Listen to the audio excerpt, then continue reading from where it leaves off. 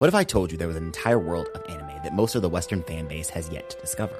Stories so well written, I can guarantee one of them will make your top 20, no, top 10 easily. Stories that will move you, inspire you, have you saying, how is this not more popular? And if you're anything like me, quite literally change your life. Would you believe me? Would you doubt me? Would you watch them ready to deny any life-changing merit? Or would you go in with an open mind? Curious? Well, you came to the right place. Let me introduce you to Josei. There are 4 main demographics when it comes to anime and manga. Emphasis on main because there are actually more than 4, but that's a whole nother video of explanations that is actually on the channel that I already did. You can go watch it. But out of all of them, one seems to always be the most underrated when it comes to a Western audience. Everyone knows about shonen. Everyone knows about shoujo. Whether people actually watch it or not is another thing. Everyone knows about seinen, but you rarely hear josei anime and manga brought into the discussion. Just like shoujo is shonen's female demo counterpart, josei is seinen's, being a demographic targeted towards adult women. And when you look at the list of josei anime specifically, you'll see that it's filled with some of the most underrated shows you could possibly find, if you even recognize the shows on this list at all. However, every single time I experience a josei anime, it quite literally changes my life. So today I'm going to tell you a story of 2 series, how they were created, what they are about, and how they impacted me personally. And I hope this journey we're about to go on convinces you, if you haven't already, to watch Ikoku Nikki and Chihayafuru. Sponsored by me. If you like what you see here, like, share, and subscribe. It really helps out small creators like me, and it's completely free. But if you need more convincing, stick around. Let me prove myself. The first time is a coincidence. The second time is inevitable. And the third time is destiny. That is a line from the josei manga Stump Kick Love, a series that outside of right now will not be featured in this video, as the series, while good, did not change my life. However, that quote is how I would describe my experience overall with the josei demographic. Media is a powerful tool. If you don't think so, it's ironic because you've probably been influenced to think that by some form of media. You just don't know it. So when I said change my life, it doesn't mean my entire existence did a complete 180, but instead the little moments all adding up to form a bigger, better picture. Changing your life doesn't have to be some grand event. Simply experiencing new perspectives and stories is enough to make a difference. And for me, experiencing life on its own has always been kind of difficult. I felt this detachment from certain societal norms, constantly finding myself questioning, is this how I'm supposed to react in this situation? It always seemed to me like there was some autopilot system that most people live by. Maybe I'm just a cold person, but the question why is rent-free in my head. For example, why fall in love? Why is money so valuable? Why is familial love so cherished? Why am I so angry? Why am I sad? Why am I so happy? Why? At a young age, I would find the answers to my questions through storytelling. Watching a character grow, understanding their circumstances, having them explain their ideology, seeing them dip into despair, and seeing them rise from it. There is a theme to every story, and these themes stuck with me, and at times helped me process a lot of emotions, negative and positive, I didn't know I had. Yes, that's right. Some people go to therapy, but RJ goes and watches a good TV show or a movie.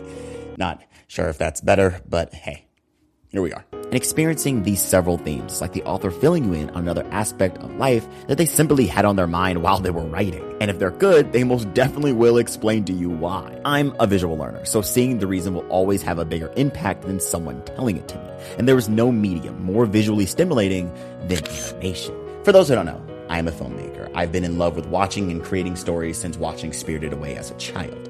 So an anime that delivers its message through the literal writing and journaling of its characters was always going to hit home for me. Enter Ikoku Nikki. I have seen over 500 anime, multiple from each demographic, multiple from each genre, even multiple from the same creators. So it is very rare for me to say I have never seen this in fiction. Even my favorite stories, ones that I uphold as masterpieces, I can compare certain aspects to other shows I've seen. But for the first time in what seems like forever, Journal with the Witch, or Ikoku Nikki, had me utter the phrase, I have never seen this in fiction. But with that being said, Ikoku Nikki is not an anomaly.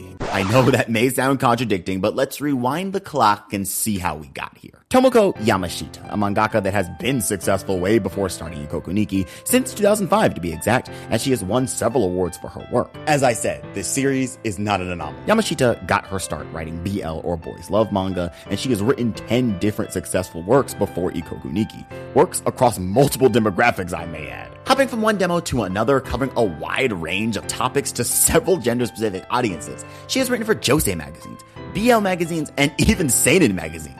With her biggest success being her series, The Night Beyond the Tri-Corner Window, which received an anime adaptation and live-action film in 2021. Several fans have expressed how they love Yamashita's approach to questioning the status quo and highlighting social inequalities within her work. I can relate. I too ask why all the time. With even Yamashita herself stating, I believe that we can do our part to change the world by not reproducing the same inequalities we find in real life in fiction. And after 10 different successful manga entries, we arrive at Ghostbusters. More specifically, the 2016 film directed by Paul Feig. How did we get here? Well, believe it or not, this is where Yamashita got the inspiration to write Ikoku Nikki. In a 2021 interview, Yamashita states that she loved the film because she thought the idea of women gathering together, having fun, and making noise was a really great idea.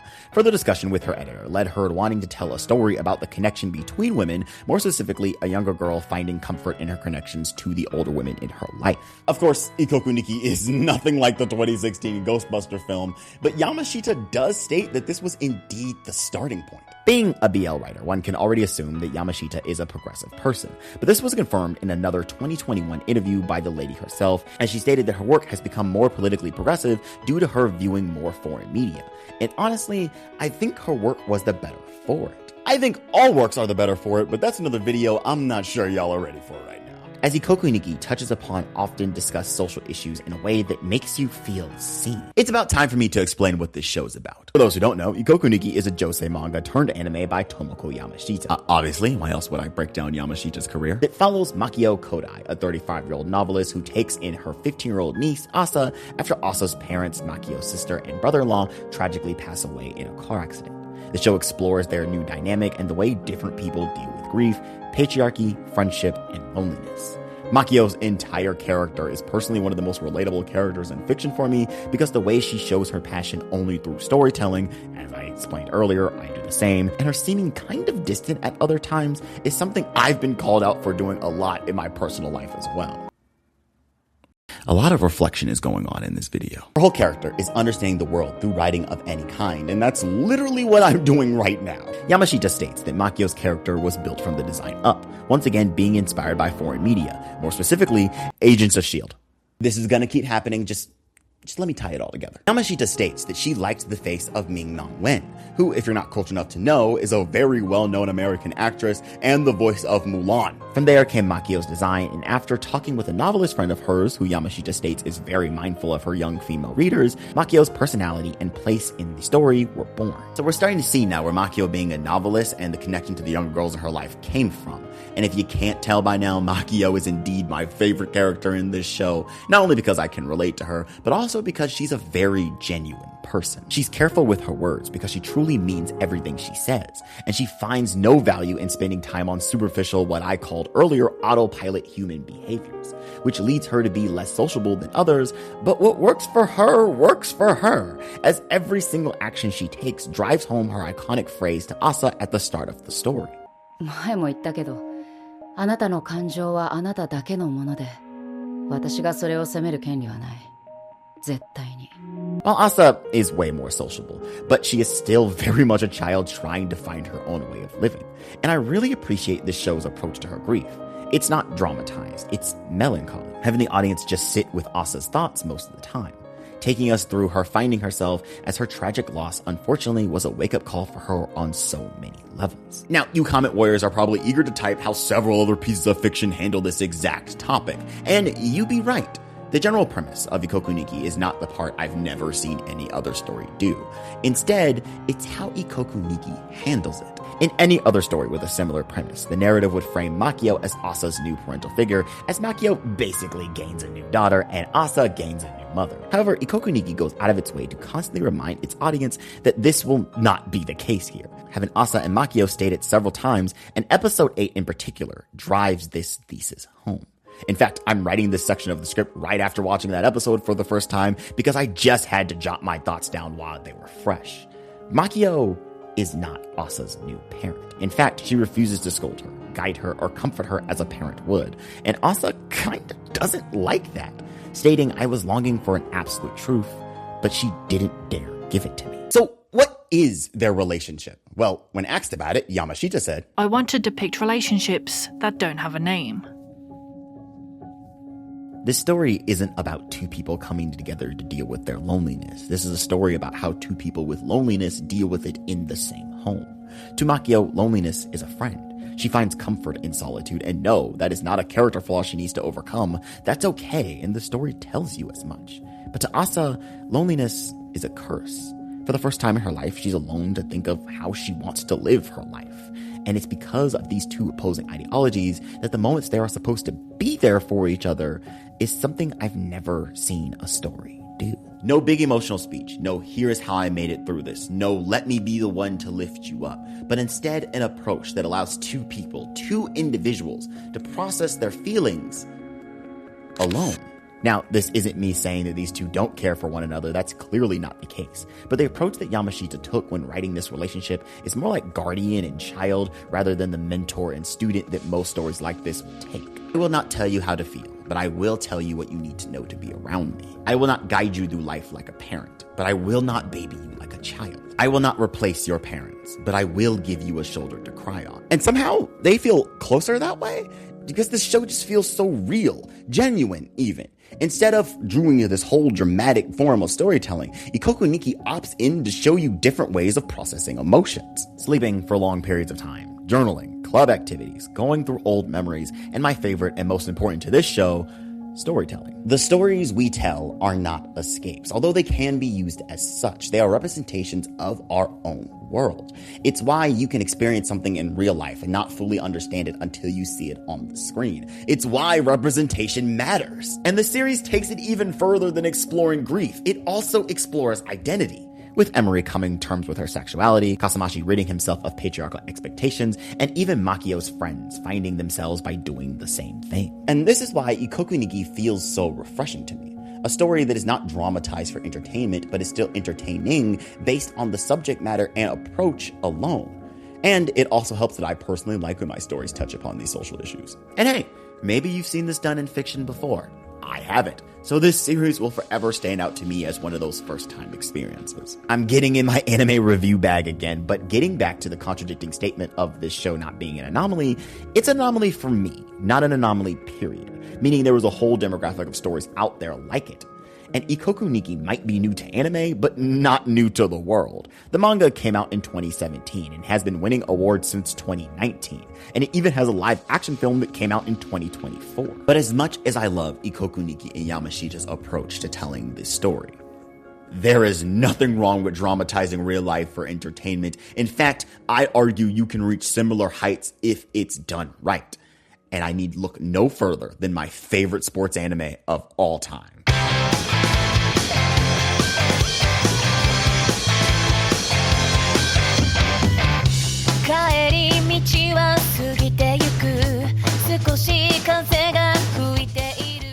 Chihayafuru. Okay, we're out of the mundane slice of life stuff. Let's get to the hype. Chihayafuru, and I can't stress this enough, is a masterpiece. Poetry in manga and anime form is the best way I can describe this story. And Madhouse, my soul is yours if you can give us season 4 and season 5 and finish this entire manga. But I'm getting ahead of myself. What is Chihayafuru even about? Chihayafuru is a manga turned anime that follows Ayase Chihaya and her two childhood friends Taichi and Arata, as all three of them aim to be the best Karuta players in the world for their own personal reasons. Karuta? I thought you said it was a sports anime. What the hell is Karuta? Karuta is a sport, a Japanese sport, one that is even underrated in Japan. And the simplest way I can describe it without getting into all the small details is, there are 100 cards, each with different poems written on it. For an official game, 50 out of the 100 are randomly chosen, and 2 players will get 25 each of that 50. The players then place their cards in front of each other, and when the reader recites the poem, the first person to touch the correct card gets it. The first player to clear their side wins the game. Okay, but like, how is that better than any other sports anime? It doesn't sound that intense. Oh, you other RJ who's questioning my views for the dramatic effect of this video. Anime and manga have the power to turn the most mundane task into the hypest shit. Yeah. We've all seen a sports anime before, or at least I hope you have. I'm more so asking, why Karuta? To answer that question, we need to look at the creator herself. Yuki Suetsugu, a mangaka who debuted in 1992, but of course, she was drawing manga way before that. Suetsugu states that she submitted her work back when she was in middle school and received the lowest possible rating for the competition. But she didn't give up. She kept drawing and she kept submitting her work. With Suetsugu stating herself, "The most important thing when drawing manga is to keep submitting to magazines you like." But as I stated earlier, she did eventually get published, in high school no less. Then she went to college to study the world more in order to become a great mangaka. It worked! And since debuting, she has managed to create 13 different series. At the start of her career, Suetsugu mainly published shoujo manga, with her second longest running series being Flowers of Eden. But everything would change when Suetsugu encountered Karuta for the second time in her life. You see, in high school, she was part of the Hyakunin Inshu Club, which is basically the Karuta Club, but she never played competitively. So seeing competitive matches for the first time changed her entire perspective on the sport. And with a suggestion from her editor, the building blocks that would later be Chihayafuru were born. To write the story, Suetsugu did a lot of research into Karuta. After all, it's not like the sport is common knowledge. She would interview high school Karuta clubs, spend several hours watching competitive Karuta matches, and even attend tournaments herself. And it shows not only in her realistic character writing, but also the amount of detail she puts into this story. You will come out of this anime knowing a lot about Karuta. And in December 2007, Chihayafuru would begin serialization in the Josei magazine Beloved and run for 50 full volumes, all the way to its completion in 2022. The manga would receive an anime adaptation by Studio Madhouse in 2011, the same studio that brought you Frieren and Death Note. It currently has 3 seasons, 74 episodes total, and an OVA. I say currently because the wait between seasons 2 and 3 was 6 years, and the studio gave it 3 seasons, and it's very rare to give a manga that many seasons and not finish the source material. Someone at Madhouse is pushing for a complete adaptation. You can't convince me otherwise, and I'm sending them all my energy so they can take that W. The series also has 3 live-action films and a sequel live-action television series. Side note, Makenu, the guy who plays Zoro for the One Piece live-action, also plays one of the main characters. And Suetsugu is currently serializing a sequel manga. Chihayafuru has a lot of content, work, and love put into it, with even its name and the name of its main character being derived from one of the Karuta poems. The original word Chihayafuru can be translated as swift in theory. This is the perfect segue to talk about the story because that is one of the best ways to describe the MC. But let's address the elephant in the room. Why do I think Chihayafuru is the best sports anime ever, especially with really good series out there like a Haikyuu or a Medalist? To put it simply, Chihayafuru leaves no stone unturned when it comes to its story. It explores damn near every aspect of its story, and honestly, it's so complete it doesn't really need more by the time the end rolls around. Think of the satisfaction you got after watching the end of FMA Brotherhood for the first time. I gotta tell you, it was perfect. Perfect. Everything, down to the last minute details. In majority of sports anime, they choose not only a moment in time to focus on, but a certain group. For example, shows like Haikyuu and Cross Game specifically focus on high school boys volleyball and baseball. You rarely see the girls team or the professional players for most of the story's run. But Chihayafuru covers all Karuta's bases, pun intended. And a section of an interview with Suetsugu covers her writing approach and why she was able to stand out. Because you see, Karuta can transcend gender and age.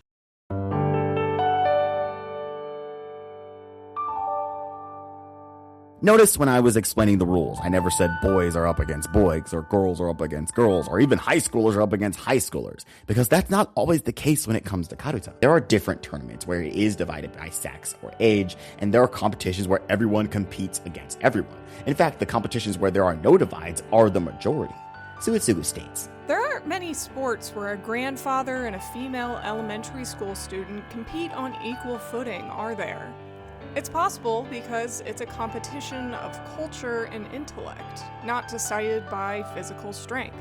Don't you think that's incredibly appealing? Hell yeah, I do! And the story feeds off this reality, developing and centralizing characters from different age groups, genders, and even nationalities at one point.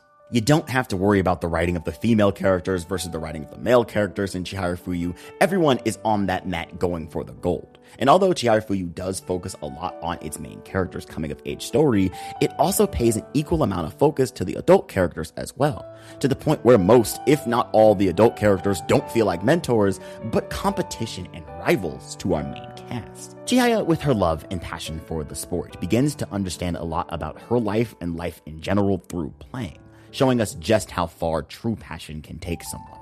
Also, I have this theory that Hinata from Haikyuu is definitely inspired by Chihaya because they're just too simple. Harada-sensei, as he not only guides his students, but also pulls up at the tournaments to best them, he's not a really leave it to the next generation type of guy, and honestly, that makes him one of the best senseis in anime, as he shows us in order to teach, you have to be willing to learn. Taichi overcoming his own insecurities and hesitations as he's thrown into a leadership position. Taichi is a true underdog story showing us the weight of perseverance. Reiko, who is simply just training the next generation, begins to reignite her own passion for the sport, showing us that even if you hang up your jersey, you still have something to offer. Arata, trying to live up to the legacy of his grandfather, shows us the power of dedication. Haruka, who is still playing while having kids, shows us that the weight of new responsibilities doesn't mean you have to give up what you love, that the youth are not the only ones still growing. Shinobu, my favorite character in the entire show, shows us the isolation of strength and how one can turn their passion into a lifestyle. Murao, Oe, Tsutomu, Nishida, I could go on, but each and every character walks a different path in life, and Suetsugu takes the time to explain each and every one. And this is probably the reason why the series is so long. Now, you may think character writing like this would drag the show out, but the series gets around it by incorporating it into the Karuta matches, fundamentally having you root for both characters playing in a match so intense you don't even know who's going to win. And the results of these games matches this unpredictability. Sometimes we'll have our main characters losing very important matches, and then a supporting character takes the main character's position. It's a 50-50 toss-up whether Suetsugu's gonna let your favorite character have a good day or not. If you've ever played a sport, you know you have your good days and you have your bad days, but it takes real guts for an author to set up a character's victory, show you the initial loss, show you the training arc, and still have them lose. And this is because I don't think Suetsugu decides who's going to win before she starts writing the match. When asked about the finale of the manga in 2021, she said, "Even though I draw manga, I absolutely do not want to be in a position of a god who decides the fate of victory and defeat. The more I talk to the four characters in my manga," in this instance, she's talking about the two final matches of the series, "the more they all say, I'm going to win, and I have no idea. I've reached the final stages with a feeling of, that's right, it's something you guys will have to achieve yourselves." Don't go into Chihayafuyu's biggest matches thinking you know who's going to win. Trust me, you don't.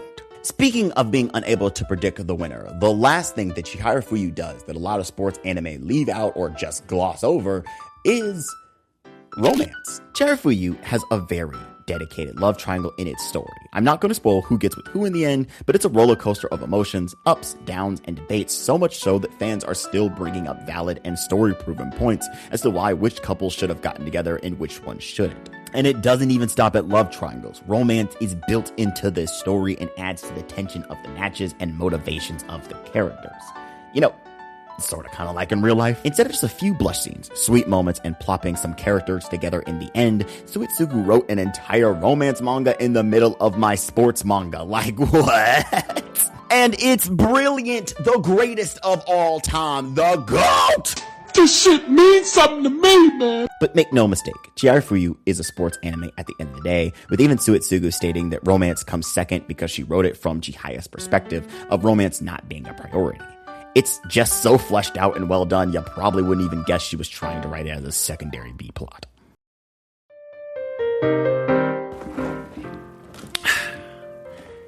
So this video is obviously longer than my usual content. First, thanks for watching, you're a real one. And second, Normally, YouTubers of my status would save these longer form videos for more popular titles, and maybe I will one day, who knows? I don't write with a video length in mind, I write with everything I have to say, and I had a lot to say about these two shows. And looking up the authors for this video just made me fall in love with them even more. Side note, did you know that Suetsugu has the Chihayafuru Foundation that funds real-life Karuta matches? That's my mangaka! But the point of this video is to glaze these two shows I love. And to let those who may not know, there is a whole demographic of stories like them out there, whether it's an overlooked anime of 2011 or a new underrated seasonal anime in 2026, your next anime masterpiece might just be on this niche list. And just like how the Shonen Jump authors and stories build off one another, correcting tropes and concepts, bringing in new ones, and elevating with each generation, Josei and the other demographics have been doing the same thing. So the future of anime and manga is looking really bright. I am so ready to continue exploring more of this demographic of manga and anime. Mostly anime, y'all know me. And possibly find a new favorite. And I think you should do the same. Maybe start with these two if you haven't already. Tell the streets a bomb-ass YouTuber put you on. But until next time, my friends, thank you so much for watching. I'm RJ Lane, and this has been On the Rise.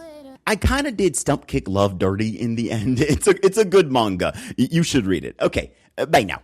I really like it here in your arms, thinking this is where I belong. I have no doubt in my mind we can make it far. Now I fear a change, want time to stop, waiting for an argument.